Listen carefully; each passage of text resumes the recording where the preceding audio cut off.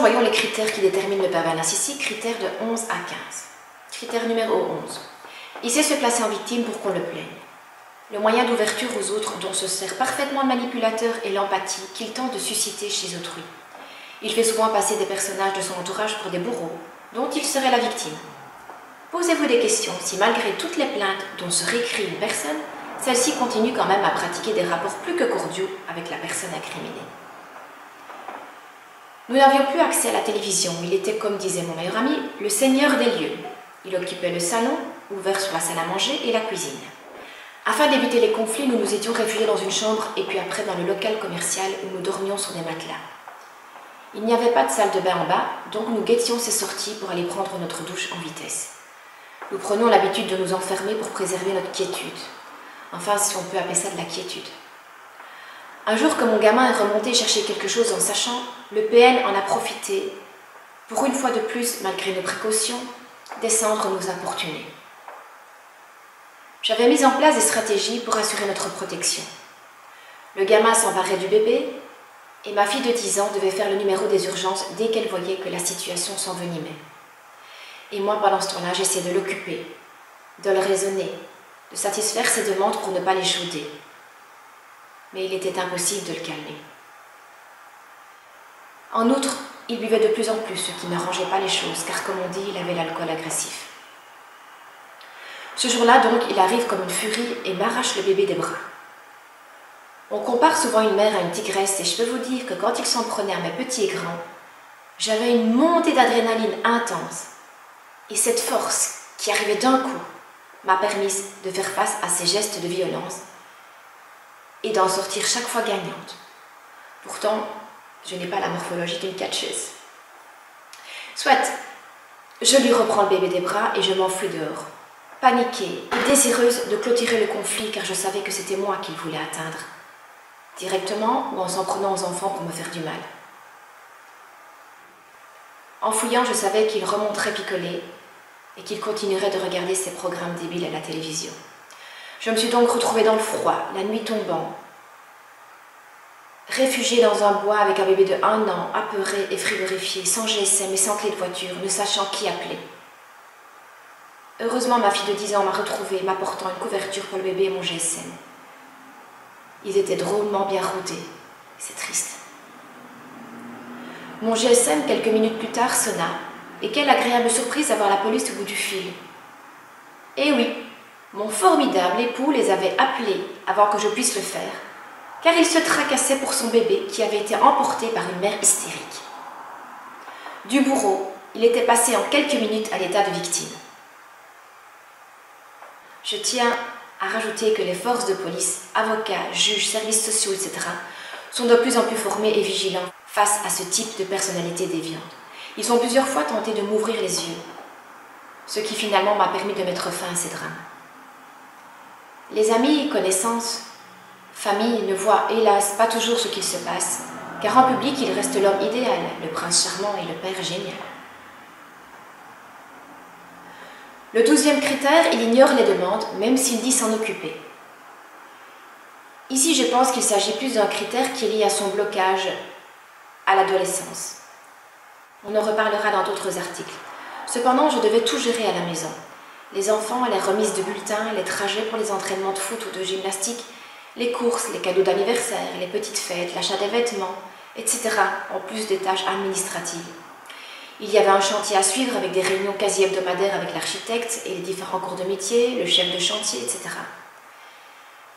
Et celui qui a fait construire sa maison peut savoir que c'est un travail énorme. Et puis il y a aussi le choix des matériaux à effectuer dans les showrooms, les factures à payer, les expertises à planifier pour la banque, la cuisine à commander, les meubles. Rajoutez à cela mon local commercial à aménager, les démarches administratives à effectuer auprès des différents partenaires, le marketing, la visite des services incendie, la visite des futurs clients potentiels, et puis la fin de ma grossesse, mon accouchement difficile, mon allaitement, la bronchiolite de la petite dernière à 6 mois, etc. Je lui demandais de faire quelques tâches afin de me soulager un peu, mais en vain. Il avait son boulot qui lui prenait tout son temps. Il n'avait jamais l'occasion de prendre ses congés, disait-il. Il n'était pourtant pas indépendant comme moi. Il disait s'occuper de telle ou telle tâche, mais je devais chaque fois repasser derrière, car ce n'était pas fait, ou en tout cas, pas de manière consciencieuse. Et cela m'occasionnait des soucis supplémentaires. Le 13e critère, c'est qu'il utilise les principes moraux des autres pour assouvir ses besoins. L'une des méthodes qu'utilise un manipulateur pour faire vaciller un libre arbitre, c'est le recours aux croyances profondes de son interlocuteur, que ce soit par la religion, son vécu, des expériences, des confidences, etc. Il se servait de mon enfance malheureuse pour me faire mal. Il me disait « Quand tu es comme ça, tu as le même visage laid que ta mère, tu lui ressembles. » Je rappelle que ma mère était pervers narcissique. Ça me faisait du mal, mais il le savait. J'ai coupé les ponts avec ma mère qui m'a maltraitée et qui souffrait de la même maladie que mon ex-époux et j'ai dû fuir de chez moi à 18 ans afin de pouvoir passer sereinement mes examens en première candidature à l'université. Donc, il connaissait mon enfance douloureuse et il se servait de mes anciennes confidences pour me toucher à vif. Le 4e critère, il menace de façon déguisée ou pratique un chantage ouvert. Du style « Si tu me quittes, je me tue. Si tu vois encore ton ami, ça va aller mal. » Et comme on l'a dit plus haut, il pratiquait aussi le chantage avec les enfants. Le 15e critère, c'est qu'il change carrément de sujet au cours d'une conversation. Ce critère-là est celui, je pense, qui m'énervait le plus.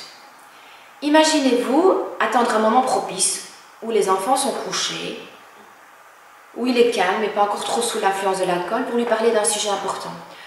Que ce soit concernant un enfant, un souci administratif ou le mal-être qui grandissait en moi concernant notre relation. J'essayais aussi de lui préparer de bons petits plats, un souper à 2 aux chandelles ou au restaurant, pour vraiment mettre un contexte propice à notre conversation. Eh bien, chaque fois, tout cela partait en vrille. Il changeait de sujet ou, comme on le verra ci-dessous, il allait aux toilettes, fumer une cigarette dehors, se servir un verre. J'avais beau essayer de revenir sur le sujet qui me préoccupait, il fouillait la conversation. Je devais donc m'occuper seule du sujet problématique et tenter de le résoudre au mieux. Je me souviens d'ailleurs de l'anniversaire de notre petite dernière. J'avais essayé de lui demander ce qu'on pourrait faire pour son premier anniversaire. C'était une fois de plus un sujet qui ne semblait pas l'intéresser. J'ai donc été chercher un cadeau avec les enfants et j'ai aussi commandé un gâteau. Et nous l'avons fait son anniversaire sans lui. Ah oui, la petite devant aller dormir tôt, ses frères et sœurs ayant des entraînements quasiment quotidiens, il fallait trouver un moment propice où tout le monde serait présent. Et puisqu'il ne voulait pas en discuter, nous faisions de plus en plus de choses sans lui.